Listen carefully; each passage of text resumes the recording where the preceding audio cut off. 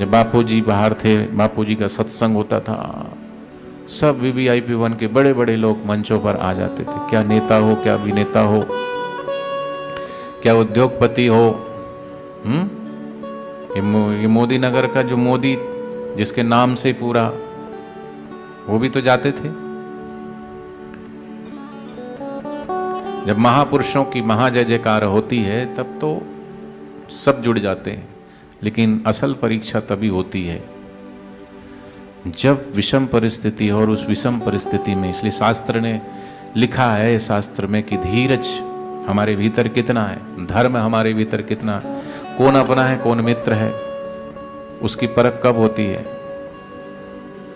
और हमारी जो अर्धांगिनी है सब स्त्री, उसकी परीक्षा कब होती है कि पति के जीवन में जब विषम से विषम परिस्थिति आए तब भी वो उसका साथ न छोड़े।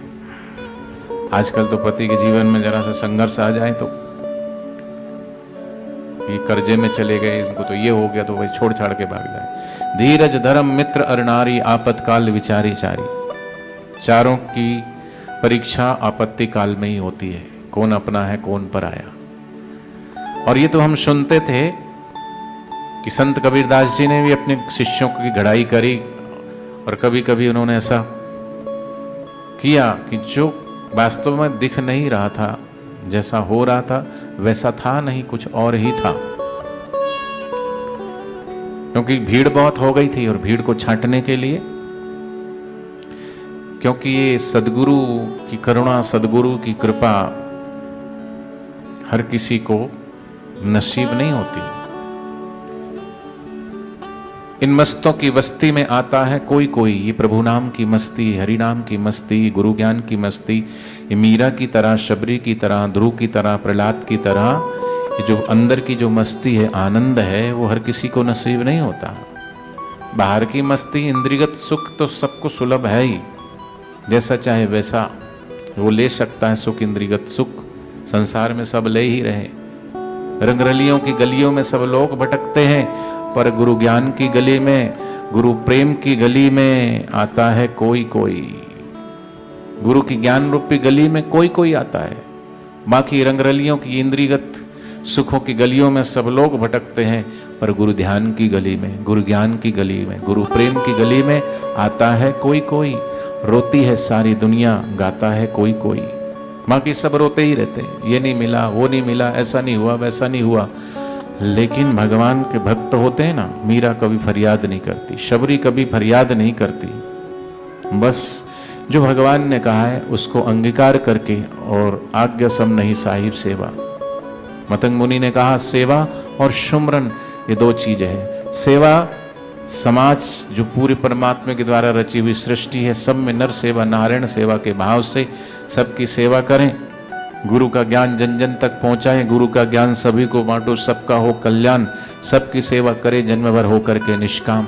और जितना जितना जीवन में निष्काम भाव आता जाएगा, साधक की उतनी उतनी उन्नति होती जाएगी। तो ये निष्काम कर्म के क्षेत्र भी गुरुदेव ने खोल दिए।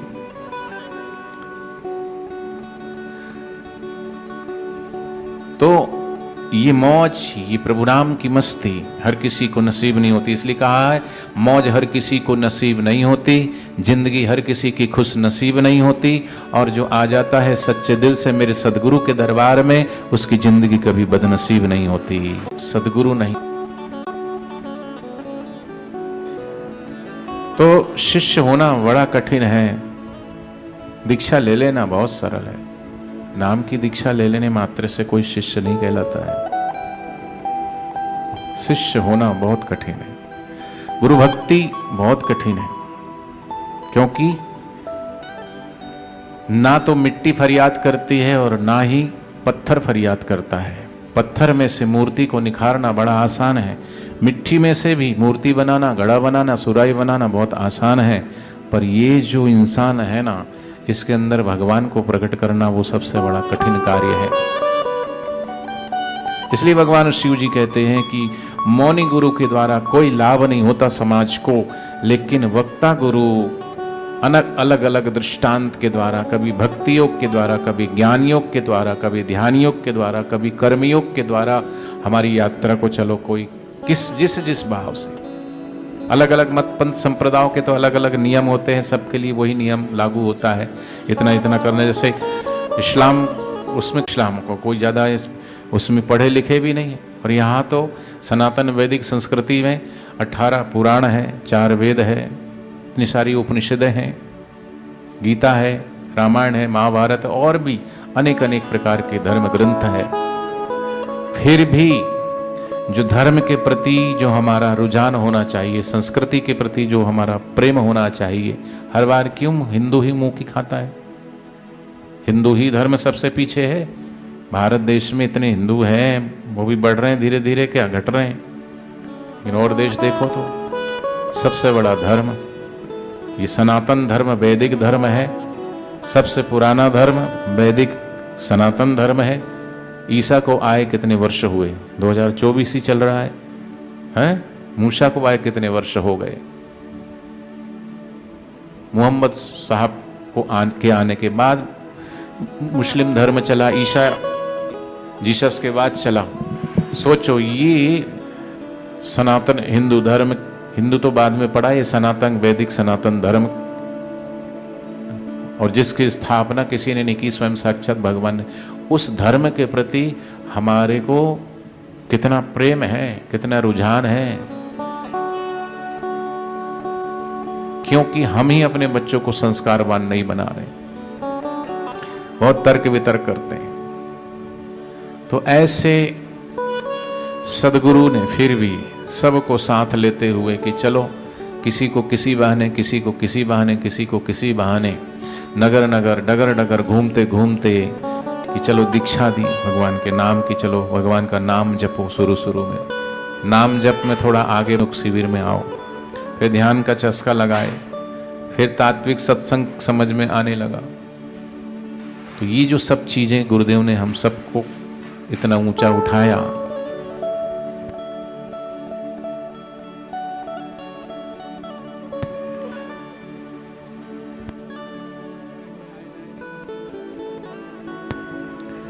लेकिन याद रखो, ये जो समय चल रहा है तो इसमें वही साधक, वही शिष्य टिक पाएंगे जो अपने गुरु पर एक निष्ठता बनाए हुए हैं, जो एक को आधार मान करके और उनके वचनों पर, सदगुरु वेद वचन विश्वासा सद, उस पे लगे हुए। नहीं तो तरह तरह के प्रलोभन, तरह तरह की बातें,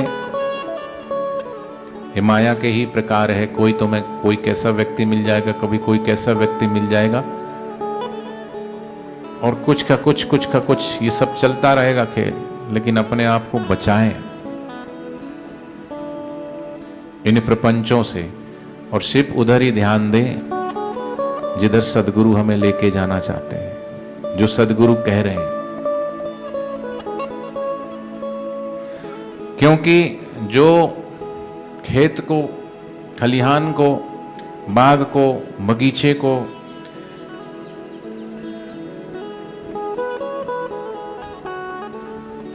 उजाड़ने के लिए आता है ना, उसकी कोई ज्यादा मेहनत नहीं होती है। उजाड़ने में क्या समय लगता है, बिगाड़ने में क्या समय लगता है? समय तो लगता है बनाने में।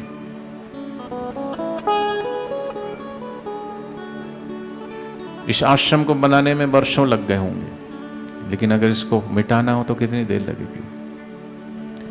ऐसे ही सब साधकों को गुरुदेव ने वर्षों तक अपनी भक्ति से, अपनी तपस्या से, अपनी साधना से, बापूजी ने अपना ध्यान, अपनी समाधि, अपना सुख छोड़ करके हमारे लिए नगर नगर डगर डगर घूमे, और हम सबके हृदय में उस भगवान के प्रति प्रेम को प्रकट किया, भगवान के प्रति श्रद्धा और विश्वास को जगाया, भक्ति के मार्ग पे चलाया, चाहे ज्ञान योग के मार्ग से, चाहे ध्यान योग के मार्ग से, चाहे कर्म योग के मार्ग से। तो ये सुंदर जो भक्ति का, ज्ञान का, ध्यान का ये बगीचा खिलाना, तो कोई जंगली जानवर आकर इसको रौंद ना दे, तो उसकी रक्षा करना चाहिए। इसलिए साधक को सावधान रहना चाहिए। साधक अगर व्यर्थ के इधर उधर के बातों में उलझेगा तो ना यहाँ का रहेगा ना वहाँ का रहेगा, वो भटक जाएगा। इसलिए एक तो ही आधार सतगुरु, एक तो ही आधार, और सब निराधार। गुरु को ही आधार मानकर फिर चाहे आपकी ज्यादा साधना भले ही ना हुई हो, ज्यादा सेवा भले ना हुई, लेकिन अगर गुरु के वचनों में विश्वास करके, जैसे शबरी धैर्यपूर्वक सेवा करते करते करते वर्षों बीत गए, लेकिन शबरी ने इंतजार किया, क्योंकि गुरु के वचनों पे जो विश्वास करते हैं ना, तो भगवान उनका विश्वास नहीं तोड़ते और भगवान स्वयं उनको ढूंढते ढूंढते आते हैं। और जिनको गुरु के वचनों पे विश्वास नहीं होता, भगवान भी उनकी तरफ ध्यान नहीं देते। चैतन्य महाप्रभु के एक शिष्य से भगवान स्वयं कृष्ण जी आकर के वेश बदल करके पूछते, तुम्हारा गुरु कौन है? बोले चैतन्य महाप्रभु। तुम्हारा नाम बताए, तुम्हारा मंत्र क्या है? बोले हरे कृष्ण कृष्ण कृष्ण हरे हरे, हरे राम राम राम हरे हरे। तुम्हारा धाम क्या है? बोले श्री कृष्ण धाम। भगवान श्री कृष्ण ये सुनकर के प्रसन्न नहीं हुए, बल्कि उदास हुए। तभी दूसरे शिष्य के पास गए और उनसे पूछते हैं, तुम्हारा लक्ष्य क्या है? लक्ष्य चैतन्य महाप्रभु। तुम्हारा मंत्र क्या है? जो मेरे चैतन्य महाप्रभु ने दी। तुम्हारा धाम क्या है? बस चैतन्य महाप्रभु के श्री चरण। तुम्हारा मंत्र वही हो गया, बस जहां गुरु लेके जाना चाहते। तभी भगवान असली रूप में आकर के उस शिष्य को अपने गले से लगा लेते हैं। भगवान की भक्ति करने वाले से ज्यादा भगवान प्रसन्न उनका जो प्रचार प्रसार करते हैं। किसका प्रचार? मेरे कारण छोड़ जगत के भोग पदार्थ सारे, निस्दिन ध्यान धरे हृदय में सब जग काज विसारे। ऐसे संत भगवान की ही तो महिमा गाते हैं, और भगवान की महिमा गा गा करके हम सबको भगवान से जोड़ते हैं। इसलिए भगवान से बड़ा भगवान का भक्त है, जो भगवान से जोड़ने वाला, वो सदगुरु है, वो संत है। और भगवान ने भी कहा कि मुझ तक पहुंचने से पहले तुम्हें सदगुरु के पास ही जाना पड़ेगा। संत मिले तब मैं मिल जाऊं, बिना संत के मैं परमात्मा तो अभी मिला हुआ ही है, लेकिन कहां दिखाई देता है। जल तो अभी है, लेकिन कहां उससे प्यास बुझती है। हवा में जल तो है, जल ही तत्व तो होता है, लेकिन उसका आधार नहीं है, उससे प्यास नहीं बुझती। ऐसी हयात महापुरुष जब तक जीवन में नहीं है, क्योंकि वो ही सभी संशयों का छेदन करते हैं, तो प्रयत्न पूर्वक सदगुरु कहते हैं, भगवान शिव जी कहते हैं कि ऐसे गुरु की आज्ञा की अवहेलना नहीं करना चाहिए।